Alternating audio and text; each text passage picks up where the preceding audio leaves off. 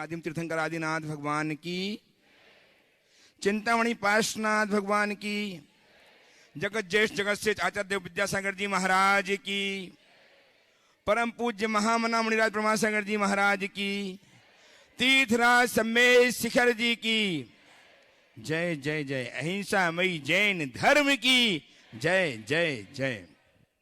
भव्यजनों, हमारे सौभाग्य के क्षण है जे जबकि हम विराजमान हैं गुणायतन में। गुणायतन अवस्थित है सम्मेश शिखर जी में, जहां विराजमान है आचार्य भगवान विद्यासागर जी महाराज के परम प्रभावक शिष्य महामना मुनिराज प्रमासागर जी महाराज, जो गुणायतन प्रणेता, शंका समाधान प्रवर्तक, भावना एक प्रवर्तक एवं संप्रेक्षण के रूप में जगत विख्यात हैं, जिनकी वाणी को सुनकर के आप हम नहीं अपितु पूरा विश्व अपने जीवन को ऊंचाइयां प्रदान कर पा रहा है। आज हम ऐसे गुरुदेव के समक्ष उपस्थित होकर अपनी शंकाओं के समाधान प्राप्त करने के लिए उत्सुक हैं, और उत्सुक हैं वे सारे लोग जो अपने घरों में बैठ करके प्रमाणिक ऐप जिनवाणी चैनल के माध्यम से अपनी शंकाओं के समाधान प्राप्त कर रहे हैं। आप सबका, उन सबका मैं गुणायतन परिवार एवं सेवायतन परिवार की ओर से अभिनंदन करता हूं, वंदन करता हूं और आपको जोड़ता हूं गुरुदेव के चरण में। मैं चाहता हूं कि हम गुरुदेव के चरण जुड़े, उसके पूर्व इनका आशीष हमें प्राप्त हो। अतः मेरे साथ उच्चारिए नमोस्तु महर्षि, नमोस्तु महर्षि, नमोस्तु महर्षि। गुरुदेव का मानसचित्र गुणायतन कुछ ही माहों लोकार्पित होने वाला है। इसमें कारण बने हैं आपका उदात्त भाव, आपकी उदारता। आज भी अपनी उदारता का परिचय दिया है बहुत सारे सुश्रावकों ने, भवजनों ने। उनके नाम उच्चार रहा हूं, आप करतल ध्वनि से उनके सत्कार की अनुमोदना कीजिएगा। गुणायतन से स्वर्णधान के रूप में स्वर्ण प्रदान करके अपने जीवन को जोड़ा है श्री सुनील जैन जयपुर ने। यदि हो तो अपने स्थान में खड़े होकर के आशीर्वाद प्राप्त कर लें।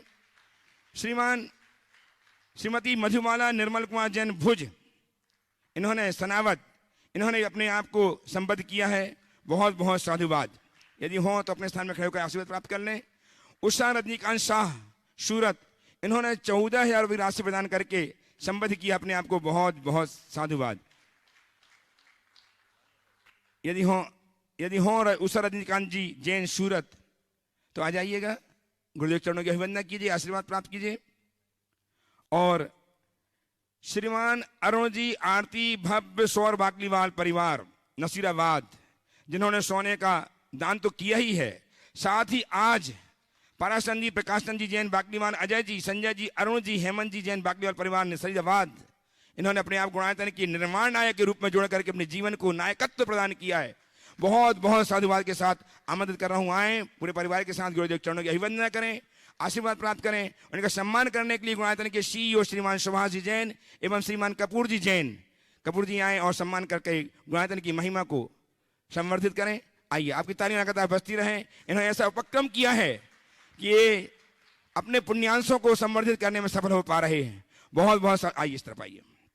मैं चाहता हूं एक दिन ऐसा आए, आज नायक बने हैं, कल संस्थापक सदस्य बने, और एक दिन ऐसा आए जबकि गुणायतन के शिरोमणि बन करके अपने जीवन को शीर्षस्थ प्रदान करें। आइए, सम्मान करने के लिए।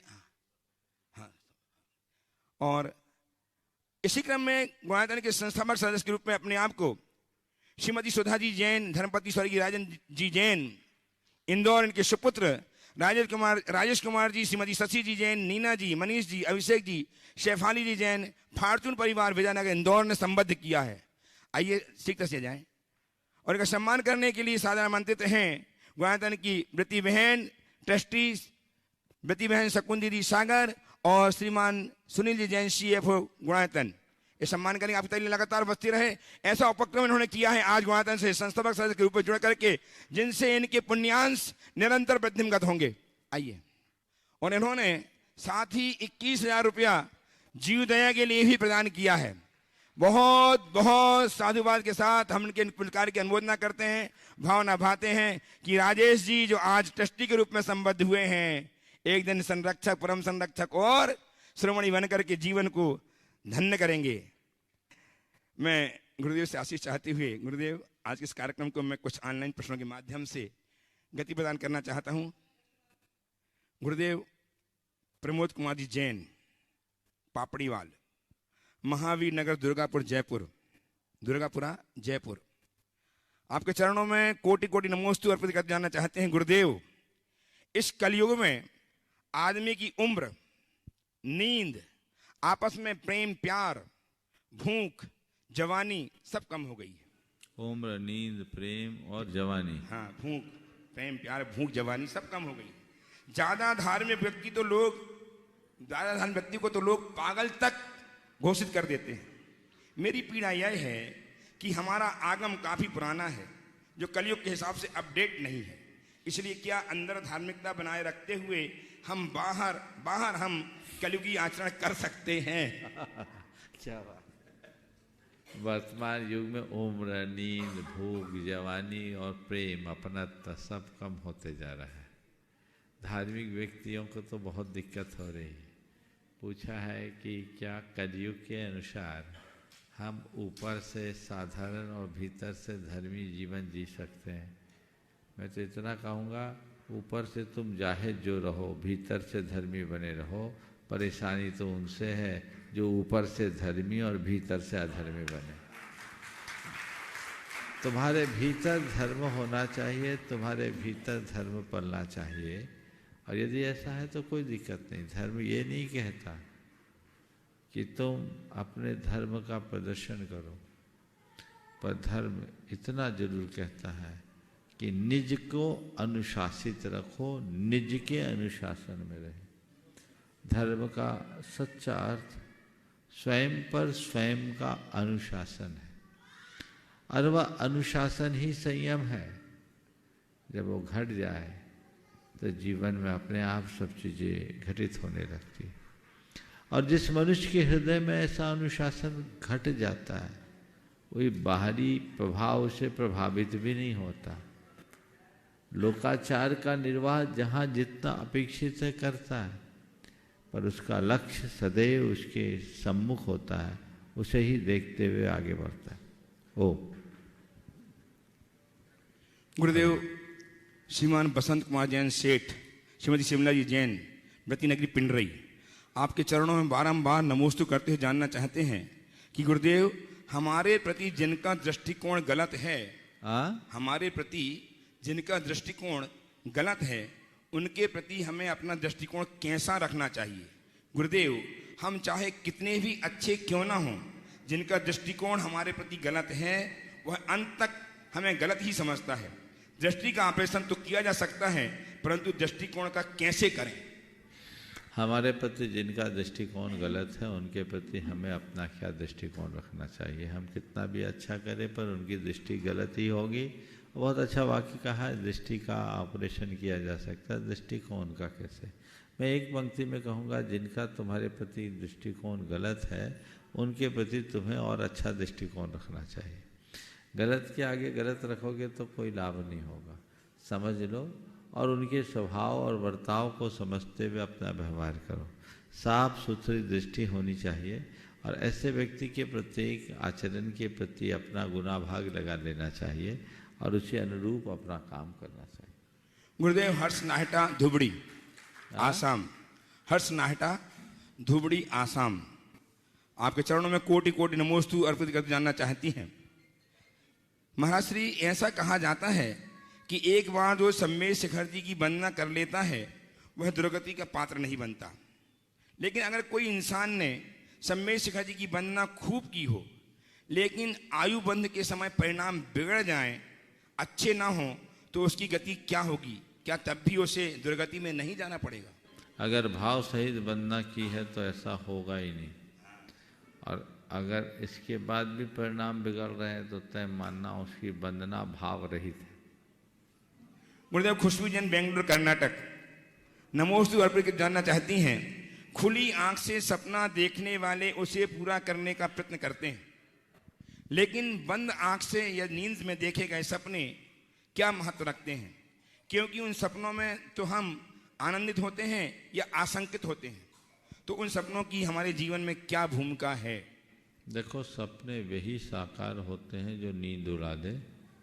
वे सपने कभी साकार नहीं होते जो नींद में आते। तो हमारी नींद टूटनी चाहिए। अपने अंदर के सपने को साकार करने के लिए हमें संकल्पित और समर्पित रहना चाहिए।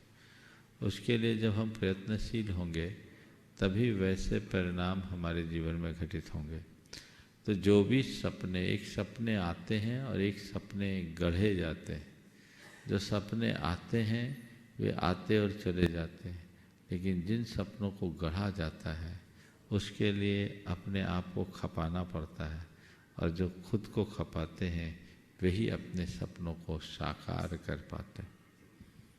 गुरुदेव राजेश जैन RI गोपालगंज सागर, आपके चरणों में बारंबार नमोस्तु करते जानना चाहते हैं कि गुरुवर, दूसरों पर दोष मढ़ने की प्रवृत्ति मनुष्य का मनोवैज्ञानिक पहलू हो सकता है। व्यवस्था या व्यवस्था के लिए ना तो भगवान दोषी होते हैं न संत। जन सैलाब में जब हम कूद ही पड़ते हैं तो तैरने और डूबने का पीड़ादायक दृश्य हम दूसरों पर क्यों मढ़ देते हैं? इससे निजात पाने का तरीका क्या है? देखिए, मनुष्य की एक प्रवृत्ति सी बन गई है, वह है दूसरों की तरफ देखने की वृत्ति। उसके मन का ईगो स्वयं की कमजोरियों को स्वीकारने नहीं देता और दूसरों की कमजोरी को छोड़ने नहीं देता। यदि मनुष्य मन से सरल हो जाए तो अपने दोषों को सहज स्वीकार करेगा और सामने वाले लोग के दोषों को नज़रअंदाज करने की क्षमता विकसित करेगा। तो उसके लिए आवश्यकता है अपने अहम को विसर्जित करने की। गुरुदेव, टीकमगढ़ मध्य प्रदेश से ध्रुव जैन, ध्रुव जी छोटा सा प्रश्न पूछ रहे हैं कि गुरुदेव, आगम के अनुसार पितृदोष का जीवन पर क्या असर पड़ता है? पितृदोष है क्या? जैन धर्म में कोई पितृदोष नहीं माना जाता। बस चलिए आगे।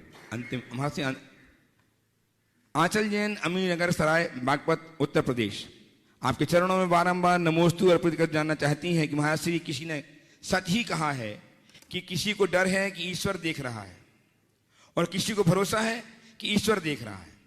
तो महाराज श्री, मेरी शंका यह है कि हम बुरा काम करते वक्त ईश्वर से डर और अच्छा काम करते वक्त ईश्वर पर विश्वास अपने अंदर कैसे पैदा करें?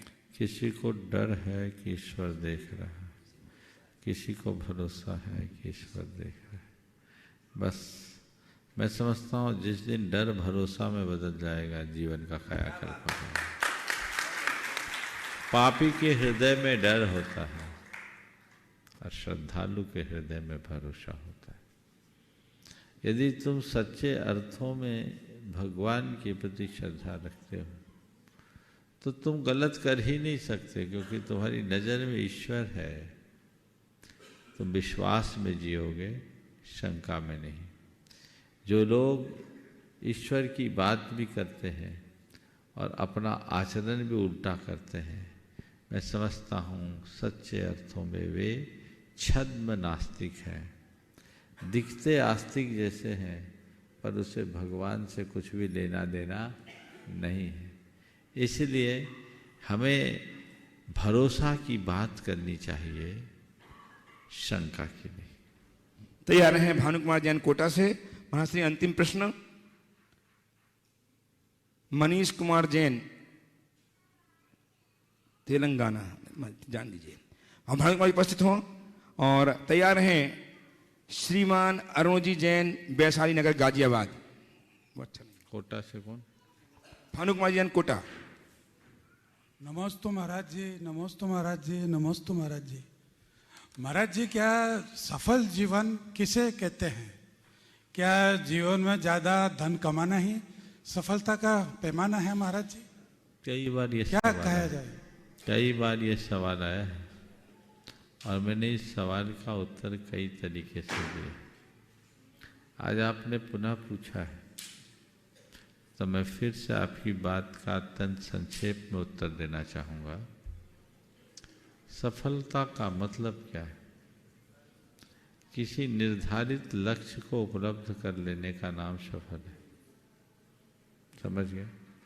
हर व्यक्ति के जीवन का अपना अपना लक्ष्य होता है और जिसने जो लक्ष्य बनाया उसे पाते ही अपने आप को सफल महसूस करता है। आप शिखर जी आए हो वंदना का लक्ष्य लेकर, अगर वंदना पूरी कर ली हो तो आपके मुख से निकलेगा मेरी यात्रा सफल हो गई। बिल्कुल महाराज जी, हो गया वो तो। हो गई ना? तो ऐसे ही हर मनुष्य के छोटे बड़े लक्ष्य होते हैं और कुछ मूल लक्ष्य होता है। जो लक्ष्य पूर्ण हो जाते हैं व्यक्ति उसमें अपने आप को सफलीभूत मानता है। लक्ष्य की पूर्णता में अपने आप को सफल मानते हैं लोग। जिनका मूल प्रयोजन केवल धन की प्राप्ति है उनके लिए धन कमाने से ही सफलता का अनुभव होता है। लेकिन अनुभव ये है कि हर मनुष्य के लक्ष्य की पूर्णता में अल्पकालिक सफलता का एहसास तो होता है, लेकिन एक लक्ष्य के पूर्ण होते ही लक्ष्य बदल जाता है, फिर मन में कोई प्यास बनती है, तो व्यक्ति सफल कहाँ है। सच्चे अर्थों में हर स्थिति में प्रसन्न और तटस्थ रह करके जीने की क्षमता विकसित करना ही जीवन की सफलता है। नमस्ते महाराज जी, नमस्ते। उपस्थित हों श्रीमती शशि जी राजेश जी जैन मातुश्री सुधा देवी के साथ विजयनगर इंदौर से। तैयार हैं वैद्यराज इंसेन जी जैन, जिला भिंड। महाराज जी आपके चरणों में नमोस्तु। दिल्ली में हमारी बुआ जी 6 साल से बिस्तर में चल फिर नहीं सकती, वो आपका आशीर्वाद चाहते हैं, रोज शंका समाधान देखते हैं। नमोस्तु नमोस्तु नमोस्तु। महाराज जी एक यहाँ जो भोजनशाला है त्यागी व्रती के, उसके बारे में मैं बोलना चाहती। यहाँ का जो स्टाफ है इतने अच्छे से भोजन और सुस्वादु भोजन, ऐसा भोजन हमने कहीं नहीं देखा अभी तक। इतनी बार हम भी काफी घूमे हैं, तो उन सभी को मैं धन्यवाद देना चाहती। इतना मतलब हंस के भोजन हम भी नहीं करा पाते हमारे घर में, हम भी कभी कभी मूड ऑफ हो जाता, लेकिन उनका तो सबका इतना चेहरा प्रसन्न था भोजन कराते हुए कि बस। अब मेरा प्रश्न है महाराज जी, श्रावक के 6 कर्तव्य होते हैं, देव पूजा, गुरु उपासना, स्वाध्याय, संयम, तप और दान। इसमें से दान और पूजा को मुख्य माना है, ऐसा क्यों महाराज जी? पूजा तो अपन डेली करते हैं, दान अपन मंदिर के गुल्लक में रुपए डाल देते हैं, उसके अलावा दान अपने को डेली कैसे करना चाहिए? देखिए, दान और पूजा श्रावक के सत्कर्मों में मूल कर्म जी। गुरु उपासना, स्वाध्याय, संयम, तप अपनी शक्ति के अनुसार करें। पूजा करते हैं उसमें गुरु उपासना भी आ जाती है। दान कोई जरूरी नहीं कि रोज करे, दान की अनुमोदना करे, अपने द्रव्य का एक भाग निकालते रहे और जब मौका आए तो उसे लगा दे। तो महाराज जी रोज सवेरे भी अपन वो दान अलग रख सकते हैं निकाल के, फिर अपन कहीं भी मौका आए तो उसे लगा सकते हैं। बिल्कुल। अच्छा महाराज जी, एक भावना योग के लिए था कि जैसे आपके कमांड इसमें तो है फोन वगैरह में, लेकिन कोई किताब है, हमारे एक भाई है वो फोन वगैरह नहीं देखते लेकिन करना चाहते हैं, तो कैसे करे भावना योग? भावना योग को कहीं भी टेक्स्ट के रूप में प्रकाशित नहीं किया है और न करना, क्योंकि उसे प्रकाशित करने के बाद आप लोग उसे प्रतिक्रमण की तरह पढ़ने लगेंगे जी, और वो प्रतिक्रमण की तरह पढ़ने लगेंगे तो उसका पूरा रस खत्म हो जाएगा, तो उसको श्रवण करके दोहराने में ही लाभ जी। नमोस्तु महाराज जी। श्रीमान इंसेन जी जैन, जिला भिंड से। और तैयार हैं श्रीमती रोशनी जी नवदीप जी जैन सतना। अपने स्थान में खड़े हो जाएं। रोशनी नवदीप सतना, बोलो। नमस्तु नमस्तु नमस्तु। हम आपसे प्रश्न करना चाहते हैं कि जिंदगी में हम अच्छे अच्छे काम करते हैं फिर भी हमें परेशानी क्यों होती है, दुख क्यों होता है? दूसरी बात यह है कि आजकल लोग आयुर्वेदिक दवाइयों का प्रयोग कम करते हैं और एलोपैथिक दवाइयों का प्रयोग ज़्यादा करते हैं। उनका कारण यही है कि अंग्रेजी दवाइयाँ साइड इफेक्ट भी होता है, अहिंसक भी होती हैं। तो इसका आप अगर और हमने आपका नवजीवन पाठ पढ़े, बहुत अच्छा लगा, बहुत अच्छा बढ़िया सवाल हो गया आपका। अच्छे अच्छे काम करने वाले को भी क्या बोला आपने? बुरा फल में दुखी क्यों होते? इसलिए कि पहले अच्छा काम करने वालों को आपने दुखी किया, इसलिए सोचो कि अच्छा काम करने के बाद भी दुखी हो रहे तो बुरा करेंगे तो बचेंगे ही नहीं, इसलिए मुझे अच्छा ही अच्छा करना है।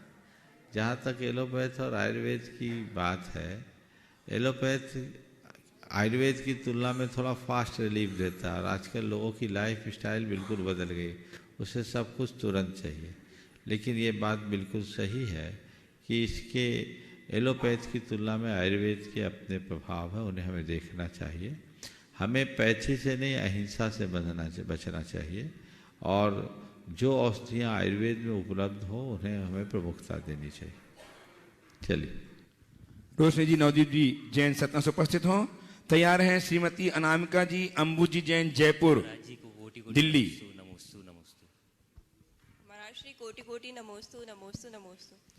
मेरी शंका यह है कि क्या समाधि मरण एक दिन या एक महीने की तैयारी का नाम है, और हमें हमारे जीवन में कब से इसकी प्रिपरेशन करना चाहिए? और देखिए, एक दिन और एक घंटे की तैयारी में समाधि मरण हो सकता है, लेकिन एक दिन की तैयारी से समाधि नहीं होती। समाधि के लिए पूरे जीवन तैयारी रखनी चाहिए। हम हमारे पूरी बात सुनो, पूरे जीवन तैयारी रखनी चाहिए। उसके लिए रोज भावना भानी चाहिए, क्योंकि समाधि बहुत दुर्लभ तत्व है। उसे पाने के लिए कई भावों का पुरुषार्थ चाहिए पड़ता है। समझ गए? और हम हमारे जीवन में और अपने बच्चों में ऐसे कैसे संस्कार डालें कि वो हमारी समाधि में निमित्त बने और स्वयं भी इस पथ पर आगे बढ़े? खुद तो रोज भावना भाव कि मेरा अंतिम मरण समाधि पूर्वक हो, और बच्चों को भी समाधि की महिमा का बोध कराओ और उन्हें समाधि से जुड़ी हुई कथाएं सुनाओ अभी से। और बच्चों से यही कहो कि बेटे, जब मेरा अंत आए तो मेरी समाधि कराना, यही मेरे उपकारों का ऋण होगा। तो बच्चे आइए, श्रीमती अनामिका जी अंबुजी जैन दिल्ली से तैयार हैं। श्रीमान अरुण जी, आरती जी जैन बाकलीवाल नसीराबाद। गुरुदेव के चरणों में बारंबार नमोस्तु नमोस्तु नमोस्तु। गुरुदेव, एक बार आचार्य श्री ने कहा था, जो कर्तव्य होता है वही धर्म माना जाता है। ऐसा क्यों? क्या? जो एक बार आचार्य श्री ने कहा था, जो कर्तव्य होता है वही धर्म माना जाता है। आपने वाक्य को थोड़ा आधा सुना। कर्तव्य धर्म है, धर्म का मतलब ड्यूटी है।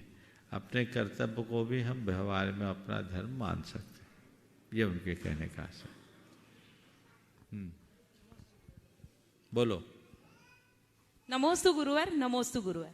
गुरुवर, मेरा प्रश्न ये है कि पति अगर दान देता है तो उसमें पत्नी को क्या पुण्य मिलता है? मतलब क्या आधार? बहुत सुंदर, ये बहुत सारी पत्नियों के सवाल मैं पूछता हूँ। महाराज श्री के मैं ये कहना नहीं चाहती अपने मुंह से कि हम करते, बट ऐसा मेरे मन में आता भी था कि क्या होता है, क्या बिल्कुल बहुत अच्छा सवाल है, बहुत दिन बाद आया है ये सवाल, उत्तर दे देता हूँ। पहले ये बताइए, पत्नी पति की अर्धांगिनी कहलाती कि नहीं? बिल्कुल कहलाती है। तो जो पति का माल है उसका आधा उसकी पत्नी का हुआ कि नहीं? वो तो बिल्कुल हुआ। बोलो, हुआ ना? जोर से ताली तो बजाओ तुम लोग। मतलब वो तो की पूरा ही हुआ। जब आप अर्धांगिनी पूरा हो, माल है, पूरा माल है वो तो। सुनो, पूरी बात सुनो। जब आपकी पति की अर्धांगिनी हो, पति की संपत्ति पर आपका हक है, और अनडिवाइडेड हिंदू फैमिली एक्ट के अनुसार स्त्री को अपने पति के धन का अधिकार है कि नहीं है? किसी का पति सर्विस में हो, मर जाए तो उसकी पेंशन किसको मिलती है? हाँ, मिलती है ना। तो धन जो है पतियों का भ्रम है कि मेरा? आधा तो तुम्हारी धर्मपत्नी का है। बोलो, गलत बोल रहा हूं? ये तो इन लोगों की उदारता है कि कुछ बोलती नहीं है, हालांकि आजकल बोलने लगी है। इसलिए पति लोगों को जो धन रहता है दान करना चाहिए, पर उसमें अपनी धर्म पत्नी की अनुमोदना भी ले लेनी चाहिए, ताकि दोहरा लाभ मिले। हालांकि ज़्यादातर देखने में आता है कि पत्नियों की प्रेरणा से पति लोग आगे बढ़ते हैं। तो पति दान दे, पत्नी अनुमोदना करे, और पति अगर बिना पत्नी की अनुमोदना के दान करता है तो भी पत्नी को बता दे और पत्नी की अनुमोदना ले ले, ताकि दोनों को दोहरा पुण्य मिले। बल्कि मैं तो एक सलाह और देता हूँ, दान का जब भी कोई बड़ा कर्म करो, पूरे घर को उसमें शामिल करो, उसकी अनुमोदना लो। बच्चों से कहीं करके गए दान, मैं दान करके आया, बच्चों को तुरंत बोलो कि आज मैंने ये दान किया है, तुम लोगों की अनुमोदना चाहता हूँ, तुम लोगों के अंदर हर्ष होना चाहिए, तो वो भी उस पुण्य में सहभागी बनेंगे। समझ गए? इस तरीका का भाव। महाराज श्री, जैसे एक बात ये मुझे, मतलब किसी ने बोला ये कि अगर आप जैसे मतलब पति की अगर आप जैसे पॉकेट में से जैसे कुछ लेते हो तो आप उनको बता दो, अगर आप नहीं बताओगे तो आपको उनका मतलब बहुत पाप लगेगा। तो महाराज जी जब ऐसी बात है तो अगर पॉकेट में से बाय चांस अपन किसी चीज के लिए लेते, हालांकि लेंगे, बताएंगे और किसी अच्छे कार्य के लिए ही लेंगे, पर तो जिसे अपन मैं आपके नहीं बताते तो क्या पाप लगता है क्या? आपके माध्यम से पतियों को सलाह दे देता हूँ, इतना दे दो कि पॉकेट से निकालने की नौबत ही ना। महाराज जी पाप और पुण्य की बता दो आप। लेकिन एक बार मैंने ऐसा कहा तो एक ने कहा महाराज जिस दिन ऐसा हो जाएगा उस दिन स्त्रियों का स्वभाव बदल जाएगा। वो संभव नहीं है कलयुग में, उन्हें कितना भी दो मजा तो पॉकेट से निकालने का ही है। चलिए नमोस्तु उपस्थित नमोस्तु हों श्रीमान नमोस्तु। प्रवीण जी पंचोलिया, अभय वाकबाल इंदौर के साथ प्रवीण जी पंचोलिया साहब उपस्थित हों। शीतल जल्दी। जी तैयार रहिए। श्रीमान सुनील जी रेखा जी जैन CFO गुणायतन देहरादून, बोलिए। दीजिए। नमोस्तु महाराज साहब, नमोस्तु। सुदामा नगर इंदौर के सभी समाज की तरफ से नमोस्तु नमोस्तु नमोस्तु।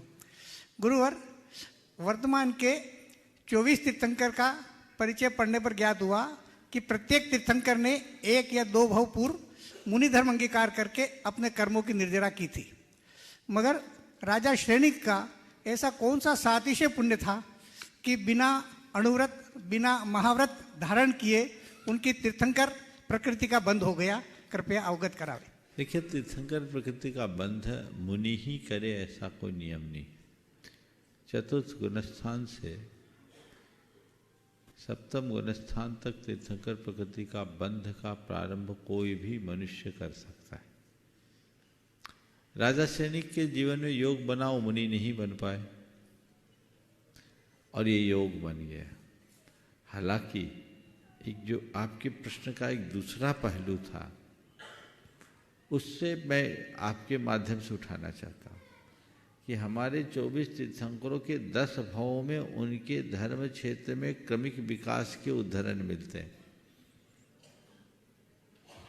महावीर भगवान शेर की पर्याय से, पार्श्वनाथ भगवान नाहर हाथी की पर्याय से, ऐसे 24 के 24 तीर्थंकर का इतिहास 10 भावों से उत्तरोत्तर धर्म के क्षेत्र में आगे बढ़ने का है। उसमें वे श्रावक रहे तब तक श्रावक धर्म का पालन किए और मुनि बने तो उत्कृष्ट मुनिचर्या का पालन किए और प्रायः सभी मुनि अवस्था में ही 16 कारण भावना के बल पर तीर्थंकर प्रकृति का बंध कर तीर्थंकरत्व को प्राप्त किए। बौद्ध धर्म के श्रेणिक के साथ ऐसा नहीं हुआ और भी हमारे 16वें तीर्थंकर जो आगामी होंगे उनके साथ भी ऐसा नहीं हुआ। पर जो 16वें तीर्थंकर वो तो पिछले भावों में धर्म से जुड़े रहे। श्रेणिक का चरित्र हमको मिलता नहीं, उसके अतीत के भावों का पता नहीं रखता। पर श्रेणिक भटका हुआ था, मैं यही मानता हूँ ये उसकी भक्ति का प्रताप था कि जो अन्य तीर्थंकरों ने 10 भावों में योग्यता पाई, श्रेणिक ने वो योग्यता 1 भाव में विकसित कर ली। हालांकि उसे नरक जाना पड़ा अपने कुकृत्यों के परिणाम स्वरूप, लेकिन फिर भी उसकी भक्ति ने उसकी उस सजा को भी कम कर दिया। हम लोगों के श्रेणिक चरित्र में श्रेणिक के पूर्व भावों का वर्णन देखने में नहीं मिलता। अगर वो पूर्व भाव पूछा जाए तो शायद कुछ बात निकल सकती। आइए श्रीमान नमोस्तु सुनील जी रेखा जी जैन CFO गुणायतन देहरादून। हाँ, और रेखा जी बोलेगी। हाँ, हाँ। तैयार रहेंगे गुरुदेव के चरण राजकुमारी में वैशाली नमोस्तु गाजियाबाद। नमोस्तु नमोस्तु। महाराज श्री जो हमारे पास होता है वह हमारे व्यवहार में दिखाई भी देता है। हाँ, जो कुछ हमारे पास होता है वह हमारे व्यवहार में दिखाई भी देता है। व्यवहार में दिखाई देता है। हम प्रतिदिन भगवान की पूजा करते हैं और बाद में उनसे क्षमा मांगते हैं। भगवान तो करुणा के सागर हैं और क्षमा कर भी देते होंगे, लेकिन उस क्षमा के साथ हमारा व्यवहार कैसा होना चाहिए कि हमें पता लगे भगवान ने हमें क्षमा कर दिया है। बस जो पंक्तियां पूजा में दोहराते हैं उनको जीने का भाव रखो, तब हमारी पूजा सार्थक होगी। हम लोग पूजा को एक रूटीन बना लेते हैं। पूजा को रूटीन नहीं बनाना, पूजा को जीवन का रूटीन बदलने का आधार बनो। ऐसे तरीके से करो कि हमारी रूटीन में परिवर्तन आ जाए। जब तक हम कोई भी क्रिया को कोरी क्रिया के रूप में करेंगे उसका दीर्घकालिक असर नहीं होगा, लेकिन अपनी क्रियाओं को जब हम भावों के साथ करते हैं तो उसका दूरगामी परिणाम बहुत अच्छा आता है, जो जीवन में दिखता है। उपस्थित हो राजकुमारी जी वैशाली गाजियाबाद से। तैयार हैं श्रीमान धन्य कुमार जी, मनीषा जी, भाविका भाभी के साथ अजमेर से। नमस्ते गुरुवर, मेरे और मेरे परिवार की तरफ से कोटिस कोटिस नमन। महाराज जी, मेरा प्रश्न ये है कि जो यहाँ पे जीव पैदा हुआ है, क्योंकि मैं बहुत सालों से ये भावना भाती आई हूँ कि मेरा अगला जो पर्याय हो वो मुझे विदेह क्षेत्र में मिले और मैं श्रीमंदर स्वामी की उनकी उसमें रहूं। तो क्या कोई जीव यहाँ से जा सकता है विदेह क्षेत्र में? विदेश क्षेत्र में जा सकता है, उसमें कोई बात नहीं है, और लेकिन ये बात ध्यान रखना। हाँ, श्रीमंदर स्वामी की शरण में तो कोई भव्य सम्यक दृष्टि ही जाएगा, लेकिन विदेश क्षेत्र में कोई भी जा सकता है। ये भ्रम मत रखना कि जो विदेह में जाता है सबको मोक्ष हो जाता है। मैं आपसे सलाह दूंगा, विदेह जाने की नहीं, विदेह बनने का भाव रखो।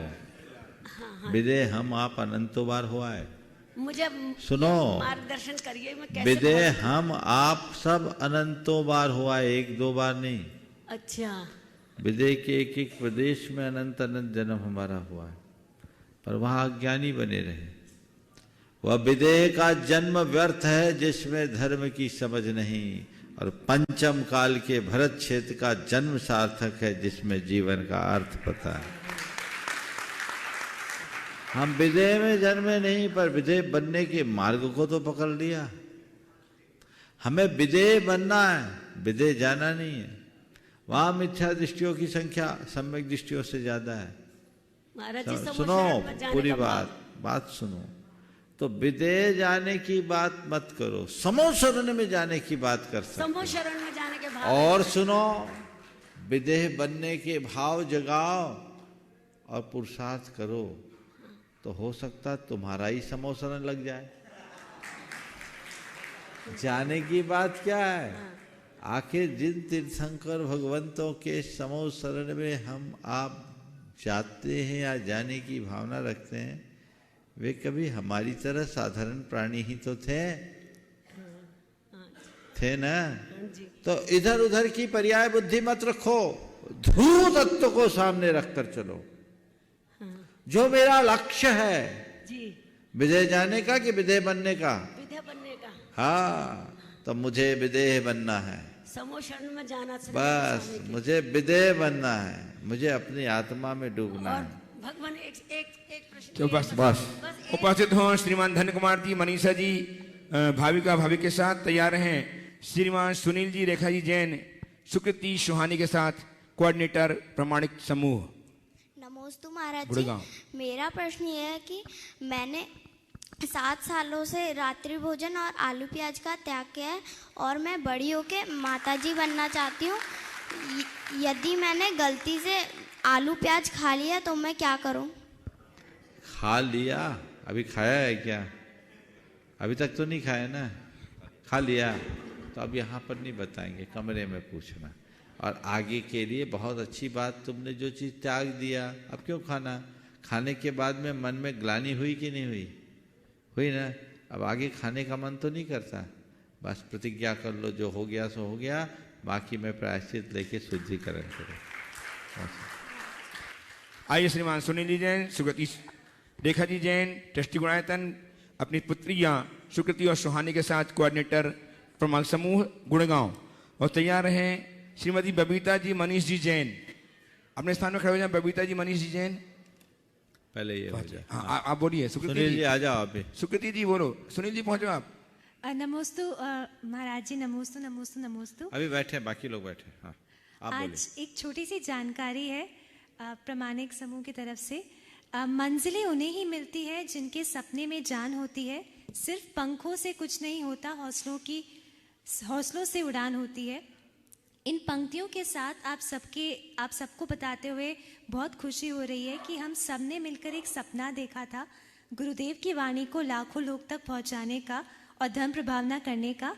हमारे प्रमाणिक समूह परिवार के लिए एक बहुत बड़ी उपलब्धि है कि हमारे ऑफिशियल इंस्टाग्राम अकाउंट इंस्टाग्राम एक यूथ का प्लेटफॉर्म है, सोशल नेटवर्किंग। आज 70,000 फॉलोअर्स हुए हैं महाराज जी इंस्टाग्राम अकाउंट पे, और इंस्टाग्राम पे हम महाराज जी की यूट्यूब शॉर्ट्स और इंस्टाग्राम रील्स दिखाते हैं। ये 1 to 2 मिनट्स की शॉर्ट वीडियोस होती हैं, जिसे हमने पिछले 6 महीने में 140 ऐसी क्लिप्स बनाई। इनकी बहुत ही ज़्यादा लोकप्रियता है महाराज जी पूरे भारतवर्ष और विदेश में। सबसे बड़ी बात यह है कि जैन लोग इसे ज़्यादा देखते हैं, और काफ़ी सारी रील्स की 5 से 10 लाख तक की रीच होती है, जो काफ़ी वायरल होती है। आज की फास्ट पेस लाइफ में जीवन जीने की शैली और तनाव मुक्त जीवन जीने के समाधान ये क्लिप्स हमें देती हैं। सभी से अनुरोध है कि हमारे ऑफिशियल इंस्टाग्राम अकाउंट मुनि प्रमाण सागर जी से जुड़िए, जहां हमें गुरुदेव के विचार और जैन धर्म से जुड़ी सारी जानकारियां अच्छे से मिल सकती हैं। अंत में इतना कहना चाहूँगी कि लक्ष्य हासिल करने के लिए एक व्यक्ति नहीं परंतु पूरी टीम वर्क था, और मैं इस अवसर पे पूरी टीम को हृदय से धन्यवाद देना चाहती हूँ। और महाराज जी आपका आशीर्वाद और मार्गदर्शन हम पे बना रहे। देखिए, बहुत अच्छा काम कर रही है प्रामाणिक समूह के पूरी टीम को मैं आशीर्वाद देता हूँ। हम तो एक ही बात जानते हैं, हमारा काम हम करते हैं, आपका काम आपको करना है। हम लोग रोज़ बोलते हैं घर घर चर्चा रहे धर्म की, तो धर्म की बातों को घर घर तक पहुंचाने का उपक्रम होना चाहिए। हम लोगों को अच्छी बात अगर कहीं से मिलती है तो हमें चाहिए कि हम उसे अधिक से अधिक लोगों तक जिन माध्यमों से पहुंचा सके पहुंचाएं। क्या पता किसके जीवन का कब परिवर्तन हो जाए। आज एक युवक इस सभा में बैठा है, मैं खड़ा तो नहीं करूँगा, लेकिन उस युवक के जीवन में एक ऐसा परिवर्तन आया, उसने कहा महाराज एक प्रवचन ने मेरे जीवन को बदल दिया। मेरे जीवन में एक घटना घटी और उसके दूसरे दिन ही आपका वो प्रवचन आया। मुझे लगा कि जैसे ये प्रवचन मेरे लिए ही है। मेरा माइंड डिस्टर्ब था, प्रवचन सुना, आज मैं ठीक हूँ, मेरा परिवार बिखरने से बच गया। ये कई लोगों के साथ होता है, कईयों के साथ हो सकता है। व्यक्ति सभा में है लेकिन मैं चला के खड़ा नहीं करूँगा, तो ये चीज़ें कईयों के साथ हो सकता है। तो यही तो उपकार है। तो आप लोग स्वार्थी मत बनिए, खुद करिए, औरों तक फैलाने का काम कीजिए। धर्म प्रभावना का ये एक श्रेष्ठ उपक्रम है, और इसमें जो भी लगे हैं उनको बहुत बहुत आशीर्वाद। बोलिए सुनील जी, 1 मिनट रुकिए। हाँ रेखा जी, हाँ बोलिए। नमोस्तु गुरुदेव, नमोस्तु गुरुदेव। महाराज जी, स्वाध्याय का सही तरीका क्या है? क्योंकि गृहस्थ में रहते हैं, हमें कभी रात में समय, दोपहर में समय रहता है, तो किस तरह शुद्धता बनाकर उसका स्वाध्याय? बिस्तर के कपड़ों से कभी स्वाध्याय नहीं करना। धुले कपड़े हो, पालती मारकर बैठना। अगर जमीन पर बैठकर कर सको तो सबसे उत्तम। कदाचित जमीन में बैठने की अनुकूलता है तो पैर पर न अनुकूलता न हो तो ऊंचे आसन पर बैठें, और जिनवानी को अपने से ऊपर रखें, अपने नाभि से ऊपर रखें। पैर पर पैर न फंसाएं, हाथ पांव धो करके स्वाध्याय करने के लिए बैठें। मंगलाचरण पूर्वक स्वाध्याय की शुरुआत करें, और जिनवानी के वंदन के साथ स्वाध्याय को विराम दें। और जितना भी पढ़े कम से कम एक प्रकरण पूरा करके उठें। स्वाध्याय करने का मतलब ये नहीं है कि अलमारी से ग्रंथ निकाला। अतनंतर गौतम स्वामी ने राजा सैनिक से कहा, हे सैनिक, जम्बूद्वीप के मध्य में सुमेरु पर्वत है और वहाँ हस्तिनापुर नाम का नगर है, वहाँ ये राजा रहता था, उसकी ये पत्नी थी, इसका ये बेटा था। ऐसा नहीं, प्रकरण पूरा करो और वहाँ जो लिखा गया है उसके सार को अपने मानस में अंकित करने की कोशिश करें, तब वो स्वाध्याय हमारे जीवन में प्रभावी भी होगा और उसका लाभ भी। हाँ सुनील जी, हाँ पूछिए। हाँ बोलिए। महाराज श्री, अधिकतर जैनी जो हैं वो अनेकांतवाद और स्यादवाद में अंतर नहीं जानते हैं, तो मेरा अनुरोध है कि आप देखो, अनेकांतवाद और शादवाद में कोई अंतर नहीं है। अनेकांत और शादवाद में अंतर है। मैं पुनः दोहरा रहा हूं, अनेकांतवाद और शादवाद में कोई अंतर नहीं है। अनेकांत और शादवाद में अंतर है। अब क्या है अनेकांत, क्या है शादवाद, क्या है? पहले मैं बता दूं। अनेकांत शब्द दो शब्दों के मेल से बना है, अनेक और अंत। अनेक यानी एक से अधिक, अंत शब्द के अनेक अर्थ हैं। अंत का अर्थ एंडिंग भी होता है, अंत का अर्थ छोर भी होता है, लेकिन यहाँ पर अंत का अर्थ है वस्तुगत धर्म या स्वभाव। जैन दर्शन के अनुसार जगत की प्रत्येक वस्तु परस्पर विरोधी अनंत धर्म युगलों का पिंड है। अनेकांत का मतलब है परस्पर विरोधी अनंत धर्म युगलों से युक्त वस्तु का समग्र बोध कराने वाली दृष्टि। इसको बोलते अनेकांत। अगर आपके सामने कई लोग हिमालय पे चढ़े, पर्वतारोही चढ़े अलग अलग दिशाओं से, और वो अलग अलग दिशाओं से फोटो खींच के लाए और कहे ये हिमालय का चित्र है, तो चित्र तो हिमालय का ही है ना। लेकिन एक तरफ से चित्र खींच के लाने वाला इस बात पर अड़ जाए कि हिमालय का यही असली चित्र है, तो उसे क्या कहेंगे? हाँ, हिमालय का चित्र एक देशी नहीं है। हिमालय का चित्र तो सब दिशाओं से है, और जब सब दिशाओं को जोड़ देंगे तो उसका खंडित सौंदर्य अखंड रूप धारण करेगा। समझ गए ना? तो ऐसे ही अनेकांत का मतलब है वस्तु परस्पर विरोधी, उन सबको समाओ। हमने पूछा हिमालय किधर है, आप उत्तर दोगे उत्तर में, यही जवाब होगा ना। यही सवाल चीन के आदमी से करेंगे तो क्या होगा? जो हिमालय भारत के उत्तर में है वही चीन के दक्षिण में है ना। उत्तर और दक्षिण परस्पर विरोधी है कि नहीं?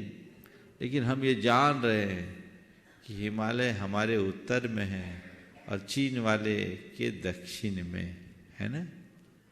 तो ये जो उत्तर है वही दक्षिण है, ये परस्पर विरोधी है।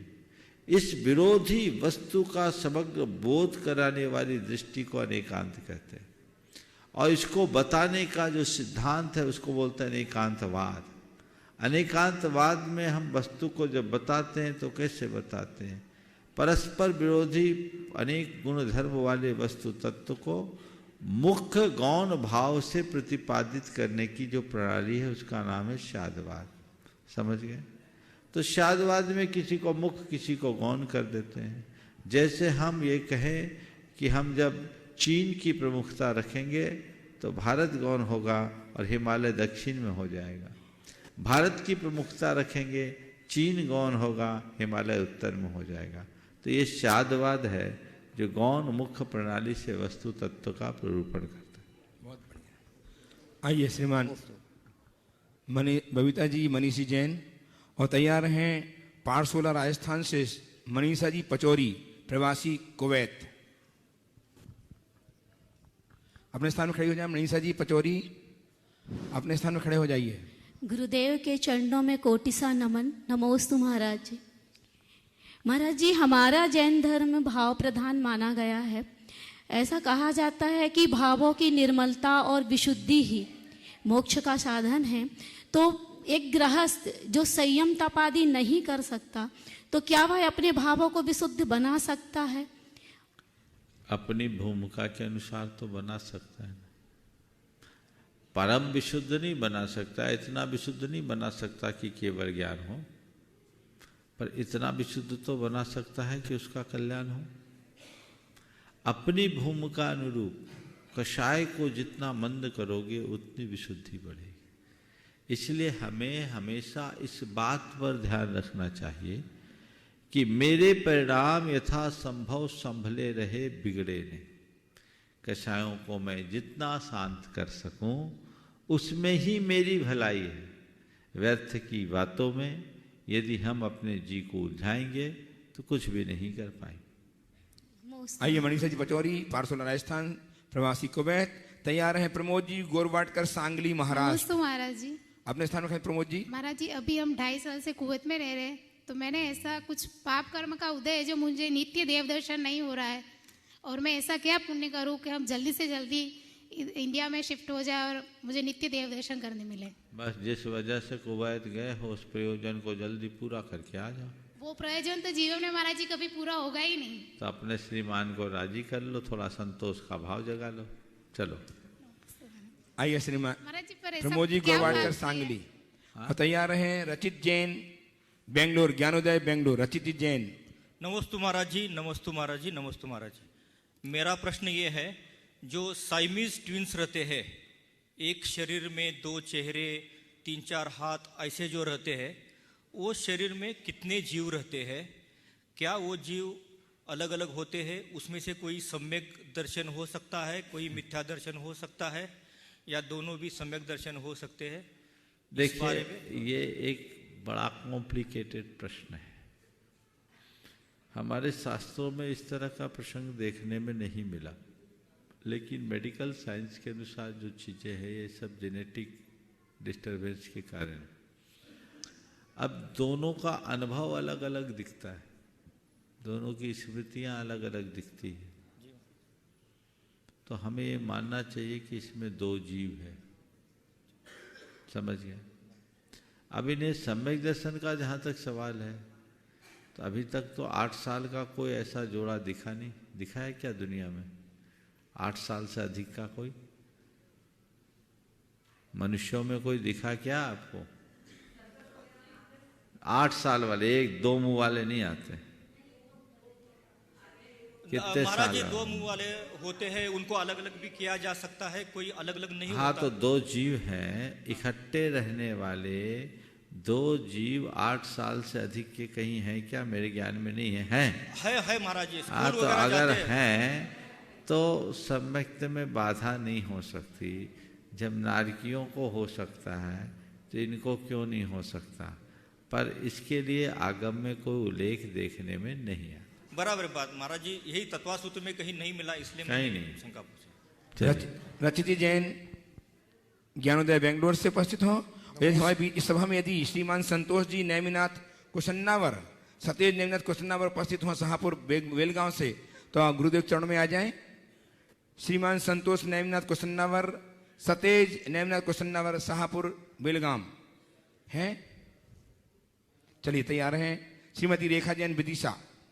नमोस्तु महाराज जी, नमोस्तु महाराज जी, नमोस्तु महाराज जी। भक्तांबर स्तोत्र के माध्यम से हम रिद्धियों का भी ध्यान करते हैं जब भक्तांबर जी विधान आदि करते हैं।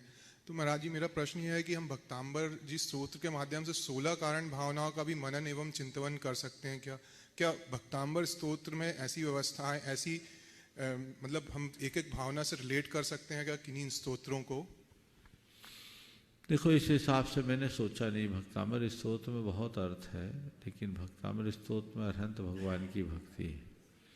अगर हम चाहें तो उसमें दर्शन विशुद्धि को जोड़ सकते हैं, अन्य चीज़ों को भी जोड़ सकते हैं। ये हमारे चित्त की परिणति के ऊपर निर्भर है।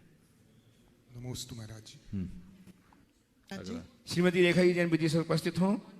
तैयार हैं शैला बीना अनिल बलजीत जैन, रोहतक रोड, करोल बाग, दिल्ली। नमस्ते महाराज जी। स्वाध्याय में आया कि 1 इंद्रिय से लेकर 5 इंद्रिय जीवों को आर्तरोध परिणाम, 1 इंद्रिय से लेकर 5 इंद्रिय तक के जीवों के आर्तरोध परिणाम हमेशा बने रहते हैं। तो प्रश्न ये है कि 1 इंद्रिय से लेकर 4 इंद्रिय तक के जीवों के तो मन ही नहीं होता, फिर बगैर मन के आत्मरोध ध्यान या कोई भी ध्यान कैसे संभव है? हमारे आप जैसा आत्मरोध ध्यान नहीं रहता, लेकिन उनके पास इष्ट वियोग निश्चयों की विकल्प हमेशा बने रहते हैं। वे धर्म ध्यान नहीं कर पाते। तो जो धर्म ध्यान नहीं करेगा वो क्या करेगा? समझ गए? उनके अंदर डर रहता है, उनके अंदर चिंता होती है, उनके अंदर अपनी बचाव की कोशिश बनी रहती है। इस वजह से वे आर्त ध्यान में अधिकता से रहते हैं, और एक दूसरे को शिकार करने की भावना रखना वो रौद्र ध्यान है। सो रौद्र ध्यान भी उपस्थित करोल बाग, दिल्ली से शैला बीना अनिल जी बलजीत जी जैन। तैयार हैं अशोक जी जैन जोरा, कोटा से। गुरुदेव के चरणों में नमोस्तु नमोस्तु नमोस्तु। गुरुदेव, आज मैं शिखर जी के सभी मंदिरों के दर्शन करने गए। वहाँ पे बहुत सुंदर मूर्तियाँ देखी, मगर वहाँ पर कुछ एक प्रतिष्ठित की हुई मूर्तियाँ नहीं थी। उनके सामने हमें दर्शन कैसे करने चाहिए? द्रव्य चढ़ाना चाहिए या नहीं? अप्रतिष्ठित प्रतिमाओं के दर्शन नहीं करना चाहिए और वहाँ के व्यवस्थापकों को बोलना चाहिए इस पर एक कपड़ा डाल दीजिए, आवरण रखिए, धागा बांध दीजिए, ताकि लोग जान सके ये मूर्ति प्रतिष्ठित नहीं है। जिन मंदिरों में भी बिना प्रतिष्ठा की प्रतिमा को इस तरह से प्रदर्शित किया वो उचित नहीं, मतलब करने नहीं, द्रव्य नहीं चढ़ाना चाहिए। वहाँ बताना चाहिए उनको कि आप ऐसा कर दीजिए। बहुत अच्छा। आइए सोगी जैन जोरा कोटा से तैयार हैं। आदित्य जैन जयपुर। नमोस्तु गुरुदेव, नमोस्तु गुरुदेव, नमोस्तु गुरुदेव। मेरा एक प्रश्न है, वैसे आपको आपके दर्शन मात्र से सारी शंकाएं समाप्त हो जाती है प्रभु। एक अक्सर ये पाया जाता है कि जो विपरीत स्वभाव की आत्माएं का जन्म कैसे होता है। सज्जन व्यक्तियों के दुर्जन व्यक्ति हो जाते हैं, जो आजकल हो रहा है, और जो जिनमें शादियां होती हैं उन लोगों में बहुत तनाव रहता है। बच्चे भी बड़े असमंजस में रहते हैं। जो उनके स्वभाव है, पेरेंट्स का अलग नेचर है, बच्चे का बिल्कुल विपरीत नेचर है। ऐसा क्यों हो रहा है? इसके कई कारण हैं। देखिए, पहले तो स्वभाव के निर्धारण में जेनेटिक कारण को ही मूल कारण माना जाता था। जी जी।